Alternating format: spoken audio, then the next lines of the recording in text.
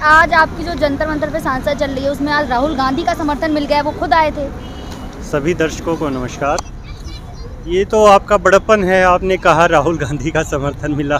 अब मुझे ये नहीं पता कि कांग्रेस को किसान आंदोलन का समर्थन मिला है या किसानों को कांग्रेस का मिला है, लेकिन अच्छी बात है, हम स्वागत करते हैं उनका जो भी हमारे साथ आए, क्योंकि किसानों ने व्हिप जारी किया था देश के सभी सांसदों को कि संसद के अंदर किसानों का मुद्दा उठाया जाए। 28 विपक्ष पार्टियां राहुल गांधी के साथ आई थी जी, तो इसीलिए सभी का हम तहे दिल से धन्यवाद करते हैं जो किसान के साथ आए हैं, तो उन सभी का धन्यवाद।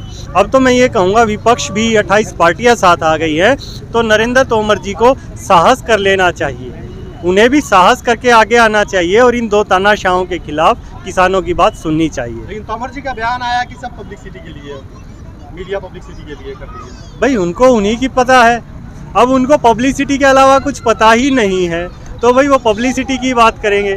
अगर देश के कृषि मंत्री पब्लिसिटी की बात कर रहे हैं और किसान उनको दिखाई नहीं दे रहे हैं, तो ये मोदी जी की लिए चिंता का विषय है। जब विपक्ष आए थे आपको समर्थन करने के लिए, वो तोमर जी ये कह रहे हैं कि जब विपक्ष आए ये पब्लिसिटी के लिए आए नहीं, फिर वो किसानों के मुद्दे पर क्यों नहीं बोलते?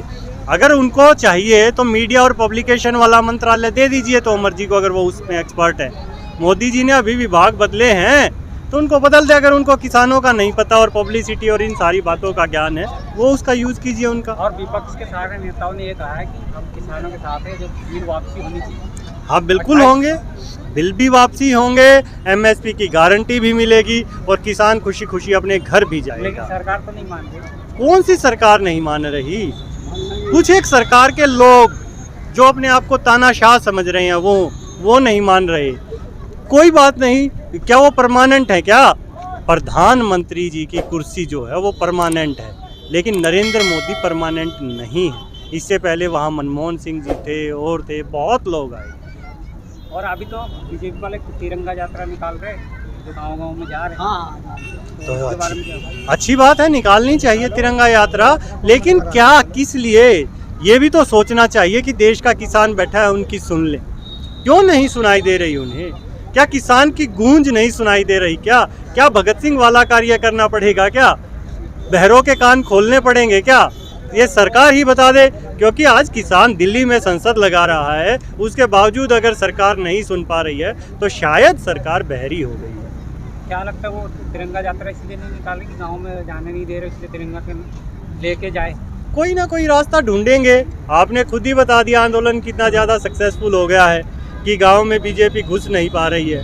बीजेपी और उसका सहयोगी दल जो हैं वो प्रदेशों से क्या, देश से क्या, यहाँ से बिल्कुल ही खत्म हो जाएगी। राहुल गांधी तो आपको पूरा सपोर्ट में आ गए, तो अभी तो गए थे वो ट्रैक्टर चला के भी गए। छोटी-छोटी पार्टियां सभी सपोर्ट कर रहे हैं। और राहुल गांधी ट्रैक्टर भी लेके गए। राहुल गांधी ट्रैक्टर लेकर गए थे सांसद। तो ये किसान आंदोलन की जीत है, जो गोदी मीडिया ये कह रहा नहीं सरकार नहीं मान रही, और ये देख लो किसान आंदोलन 8 महीने में कहां से कहां पहुंच गया है। किसान आंदोलन की ही ताकत है जो विपक्ष के आज मुंह में आवाज आई। लेकिन मोदी जी तो ये कह रहे हैं कि जो आंदोलन कर रहे या संसद नहीं चलने दे रहे, ये देश में विकास में बाधा डाल रहे। कल ही बोले वो। भाई मोदी कौन सा मोदी है बताओ? प्रधानमंत्री जी कहें देश के पद की तो हम मान ले, लेकिन एक आदमी ने पद की गरिमा को इतना गिरा दिया, कुछ ही वो कह देते हैं। उनको कोई सपने आ जाते हैं या पता नहीं क्या है। उनको टोक्यो में ओलंपिक्स दिख रहे हैं, वो बच्चे दिख रहे हैं, वहाँ भी किसान का बेटा मेहनत कर रहा है। बताएं ना मोदी जी, बताएं कि हमारे मंत्रिमंडल से, संसद भवन से इतने लोग टोक्यो ओलंपिक में गए हैं। बताएं खेत से निकलकर किसान और मजदूर के बेटे आज देश का वहाँ टोक्यो ओलंपिक्स में नाम रोशन कर रहे हैं। उन्हीं के पिताजी, उन्हीं के परिवार वाले यहाँ देश के हक की लड़ाई दिल्ली के बॉर्डरों पर लड़ रहे हैं, और मोदी को चिंता नहीं है। वो तो बोल रहे भारत का नाम रोशन कर रहे बाहर खिलाड़ी, लेकिन यहाँ पे जो आंदोलन कर रहे हैं या संसद नहीं चलने दे रहे, ये देश को बदनाम करने में है। ये इनसे दूरी रहो। भाई आप मुझे एक बात बता दे, आपने इतनी बातें बताई, ये बात बताओ कि मोदी ने ये बात सत्य कही थी। 7 साल हो गए, 7 साल में कोई बात तो बता दो। अगर वो सच कहता है तो मैं उसकी बातों का जवाब दूँ। एक आदमी झूठ बोल रहा है, बार बार झूठ ही बोल रहा है, तो उसके झूठों का जवाब कैसे दे? या तो वो अपना राशन कार्ड, आधार कार्ड चेक करा ले, उसके पास डिग्री नहीं है। और एक सरकार को ये स्पष्ट शब्दों में बता दूं, गलत फहमी में ना रहे, यहाँ संसद को चलते हुए कितने दिन हो गए, रोज 200 नए किसान वहाँ जा रहे हैं। अगर टोटल काउंटिंग करेंगे 2,500 से 3,000 किसान हो जाएंगे, जिनका डाटा आधार कार्ड सरकार के पास जा चुका है। सरकार की टकराने की हैसियत नहीं है, ये सरकार याद रखे। ये 3,000 लोग इस देश के ज़मीन से जुड़े हुए किसान हैं जो वहाँ चल रहे हैं, और इन्हीं के पीछे गांव हैं। एक एक गांव से एक एक व्यक्ति आया है। जो आज भारत की संसद है, जिसे देश का प्रतिनिधित्व करना चाहिए, वो आज मोदी और कॉरपोरेट का प्रतिनिधित्व कर रही है। और जो आज किसान की संसद है, वो इस देश का प्रतिनिधित्व कर रही है। तो मोदी और शाह इस बात का ध्यान रखें कि जो किसान संसद है, उसके पीछे आज पूरा 135 करोड़ का देश खड़ा है।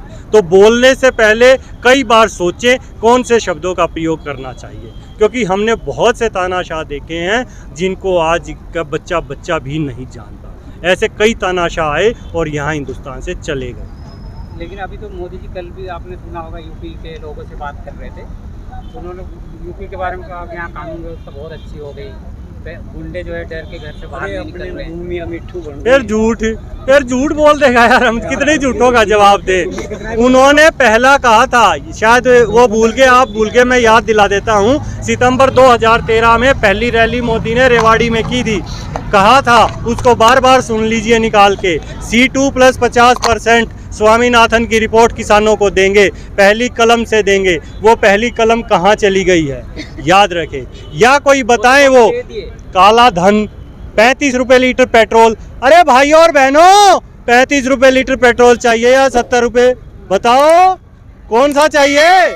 कहाँ गई वो बातें? जो बोल रहे हैं झूठ बोल रहे, जनता तो मानती है ना उनकी बात, 2 बार जितवाई है। भाई जनता अगर उनकी बात मानती तो यहाँ सड़कों पर नहीं होती। उनकी बात मानती है ED, CBI, इनकम टैक्स। जब जनता का टाइम आया ना चुनाव का, तो जनता ने 3,000 में से उनको 600 कुछ सीटें ही दी। 1,300 से ज़्यादा निर्दलीय जिला पंचायत में यहाँ पे जिताए गए। लेकिन जब जिला पंचायत अध्यक्ष का चुनाव आया तो 75 में से 67 आ गए। कैसे आए? जनता ने वोट नहीं दी। वोट कहाँ से ली? ED, CBI, झूठे केस, पुलिस, इनकम टैक्स। इनसे जनता नहीं डरती, किसान नहीं डरता।